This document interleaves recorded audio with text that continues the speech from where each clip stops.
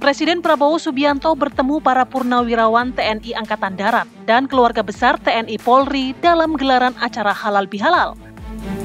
Presiden Prabowo dalam sambutannya mengingatkan pentingnya membangun bangsa meski sudah menjadi purnawirawan. Presiden mengajak seluruh purnawirawan untuk terus menjaga semangat perjuangan untuk memberikan kontribusi terbaik bagi bangsa dan negara sesuai kapasitas masing-masing.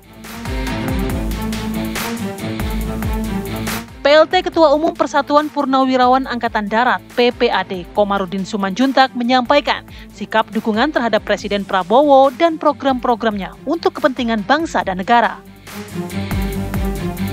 Purnawirawan TNI Polri juga menyatakan sikap di hadapan Presiden Prabowo untuk menjaga solidaritas, mendukung sepenuhnya program pemerintah sesuai dengan asta cita, serta mengajak semua lapisan masyarakat untuk bersama-sama mendukung kelancaran pembangunan nasional. Tim TV One mengabarkan.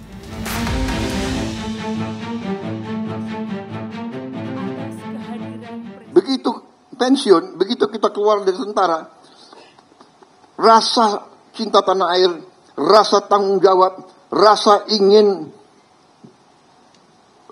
berbakti, rasa ingin menyelamatkan bangsa dan negara masih kuat. Dan karena itu senior-senior TNI ada yang terjun ke politik. Kita kenapa? Karena kita ingin berbakti. Karena kita pada ujungnya kita mengakui kedaulatan rakyat. Kita tunduk kepada kedaulatan rakyat. Karena itu kita mau berkuasa dengan meminta mandat dari rakyat. Meminta mandat dari rakyat. Kita tidak mau, TNI tidak mau berkuasa dengan senjata. Pak Harto tidak mau berkuasa dengan senjata. Beliau tampil karena ada vakum. Karena ada krisis. Janganlah kita mau kutak-kutik kebenaran. Janganlah kita mau kutak-kutik sejarah. Kita patriot, kita kesatria. Katakanlah yang benar itu benar.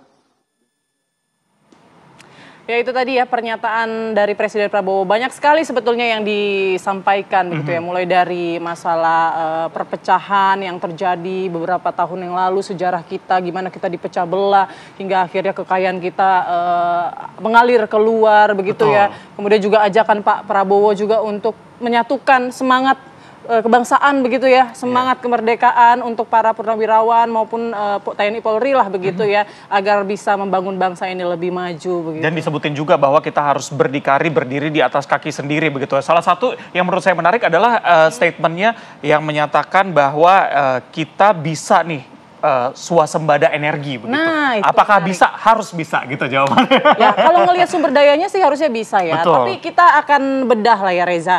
Dari seluruh pernyataan Pak Prabowo pada Halal Bihalal kemarin, kira-kira apa sih makna atau pesan yang ingin disampaikan? Sudah ada narasumber kita yang hadir maupun juga melalui sambungan Zoom. Di studio sudah ada Prof. Siti Zuhro, peneliti senior utama BRIN. Selamat pagi, Assalamualaikum Prof. Waalaikumsalam, selamat Cerah pagi. Sekali dengan wajahnya.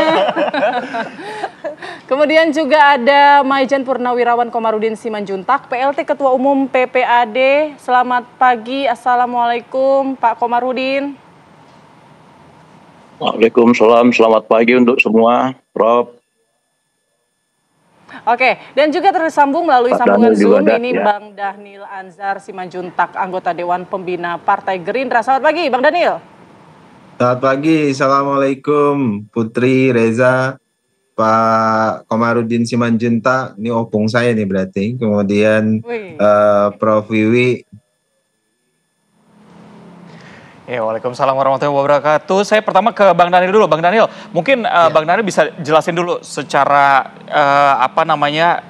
sederhana begitu ya, sebenarnya apa sih ajakan Pak Prabowo ini mengajak kita semua untuk, atau mengajak purnawirawan untuk sama-sama membangun masa depan Indonesia yang lebih baik lagi begitu ya?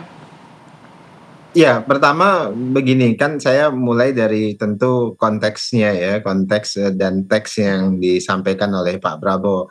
Konteksnya kan Pak Prabowo sebenarnya sejak awal, sejak beliau masuk politik, bahkan sebelum beliau masuk politik praktis, masih berdinas sebagai TNI aktif dan sebagainya. Salah satu watak politik Pak Prabowo itu adalah menjaga hubungan silaturahim, komunikasi dengan para seniornya.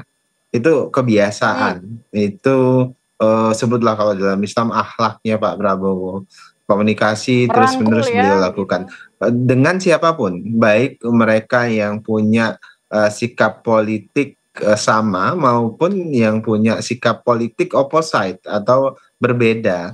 Nah, misal saya berikan contoh dalam sejarah ya, supaya anak-anak muda yang mendengar perbincangan kita paham. Misalnya ketika Pak Prabowo masih aktif sebagai tentara, masih berdinas sebagai tentara di Kopassus. Dulu di zaman Orde Baru ada petisi 50 namanya. Petisi 50 ini isinya para purnawirawan TNI Polri dan tokoh-tokoh sipil yang sangat keras mengkritik Pak Harto pada saat itu. Petisi 50 itu isinya Pak Ali Sadikin, purnawirawan Angkatan Laut, kemudian ada Pak Kemal Idris, ada Pak Hugeng, almarhum Hugeng, dan banyak termasuk Pak Aha Nasution di situ. Tapi Pak Prabowo yang saya kebetulan 7 tahun sebagai juru bicara beliau itu selalu mengatakan beliau punya hubungan baik dan berkomunikasi baik dengan Pak Ali Sadikin, selalu bertemu dengan Pak Aha Nasution, selalu ketemu dengan Pak Kemal Idris, berdiskusi dengan beliau-beliau. Padahal pada saat itu petisi 50 ini sangat keras terhadap Pak Harto. Dan Pak Harto seperti kita ketahui juga dulu adalah mertua Pak Prabowo, dan Pak Prabowo masih berdinas secara aktif di militer. Tapi kemudian beliau menjaga komunikasi, even tadi saya sebutkan secara politik ini opposite, berbeda dengan bahkan mengkritik keras Pak Harto. Nah, dalam konteks inilah saya ingin menyatakan bahwasannya Pak Prabowo selalu terbuka komunikasinya dengan para pihak, baik itu mereka yang punya garis politik sama dan maupun yang berbeda. Apalagi dalam konteksnya adalah para purnawirawan. Para purnawirawan ini adalah orang-orang yang punya kontribusi besar dan komitmen tinggi terhadap negara, terhadap NKRI. Kontribusi besar itulah yang kemudian dihormati oleh Pak Prabowo. Terlepas nanti beliau-beliau ini memiliki sikap politik yang berbeda, tapi kontribusi besar, jasa besar para purnawirawan ini harus dihormati. Dan Pak Prabowo menunjukkan rasa hormat itu dengan tetap menjaga silaturahim. Nah, termasuk kan kita tahu lah Pak Tri Sutrisno punya sikap politik, mungkin juga Pak Kamarudin punya sikap politik. Itu nggak ada masalah dengan Pak Prabowo. Dan inilah sikap yang ingin ditunjukkan Pak Prabowo, bahwasannya di tengah politik yang antagonistik ini, kita harus tetap menjaga persatuan, sikap gotong royong sebagai nilai luhur berbangsa dan bernegara. Kira-kira begitu Mbak Putri. Ya, Bang Daniel, kita tangkap ya, sebetulnya memang Pak Prabowo ini niatnya baik, mau merangkul dan menyatukan. Karena kalau berkaca pada peristiwa-peristiwa lampau begitu di masa Orde Baru, pecah belah, segala macam, itu kan terjadi. Nah, beliau ini mungkin punya niat baik lah begitu berusaha untuk menyatukan semua elemen dalam pembangunan bangsa. Mungkin saya tanyakan ke Pak Komarudin, sampai Presiden kemudian bisa menyampaikan persatuan, mengajak bersatu semua TNI Purnawirawan begitu. Apakah memang kondisi saat ini masih sama begitu, banyak kelompok-kelompok perbedaan begitu ya di tengah-tengah purnawirawan TNI, atau seperti apa yang Anda tangkap dari maksud Presiden Prabowo Subianto? Makasih Mbak, Pak Daniel, Prof, dan teman-teman semua. Atas undangan ini, atas nama Purnawirawan Angkatan Darat, saya mengaturkan banyak terima kasih. Jadi sebelum saya jawab apa yang ditanyakan, saya ingin meluruskan dulu mengapa ada halal bihalal. ya. Halal bihalal TNI Polri itu sesungguhnya dilaksanakan tiap tahun sekali. Kalau tahun yang lalu dilaksanakan di Balai Sudirman, tahun ini di Balai Kartini. Jadi jauh-jauh hari, 1,5 bulan sebelum halal bihalal ini sebenarnya karena itu udah jadwal resmi, saya atas nama Purnawirawan Angkatan Darat selaku panitia utama melaporkan kepada pembina yaitu Kepala Staf Angkatan Darat bahwa kami Purnawirawan Angkatan Darat, TNI, Polri dan keluarga besar akan merencanakan halal bihalal. Sehingga saya juga membuat surat yang pertama kepada Presiden dan yang kedua adalah permohonan audiensi sekaligus mengundang. Itu sebenarnya dulu. Jadi itulah mengapa ada terjadi halal bihalal, dilaksanakan halal bihalal. Jadi halal bihalal itu sebenarnya bukan ini adalah acara besar untuk TNI Polri dan KBT. Tradisi di tentara itu ada per kelas, ada per kesenjataan, ada per grup. Itu selalu bersilaturahmi, selalu bertemu. Apa yang dibicarakan pada kesempatan itulah ketemu kakak adik. Yang senior ketemu juniornya, adik kelas ketemu kakak kelasnya, komandannya ketemu muridnya. Jadi pertemuan halal bihalal 2025 yang kemarin di Balai Kartini sangat indah kalau kita lihat. Ya, bertemu semua itu. Yang kakak ketemu adiknya, pelatih ketemu muridnya, kemudian guru ketemu muridnya misalnya. Itulah yang dilaksanakan, antar angkatan pun ketemu. Karena selama Akabri ini dididik, setiap tahun itu ada 6 bulan pertama, itu semua darat, laut, udara, kepolisian, kelas-kelasnya juga beda. Jadi di dalam halal bihalal itu sebenarnya nggak cukup 2 jam atau 3 jam. Kalau perlu berjam-jam, karena ceritanya adalah mulai dari tingkat 1, tingkat 2, tingkat 3, gitu tingkat ya, 4, Pak dan Komarudin, perkembangan situasi.